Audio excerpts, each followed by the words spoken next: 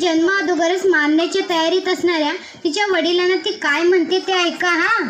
बाबा, अहो बाबा, बाबा, अहो बाबा, झोपलात की जागेच आहात?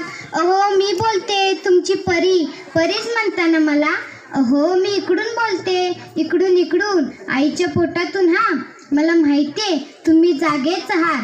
जागे राहून विचार करताय की मला जन्माला घालायचं की नाही. पण बाबा, खरं सांगू का, मला तुम्हाला भेटायला यायचंय हो. इतक्या दिवस आईच्या कुशीत निजले, आता तुमच्या कुशीत झोपायचंय हो. बाबा, परवाच आई बरोबरचं तुमचं बोलणं ऐकलं की मुलगा झाला की त्याच्यासाठी मऊ गादी, नवीन कपडे आणि खेळणी घेणार आहेत. आणि जर मुलगीच जन्माला आली तर?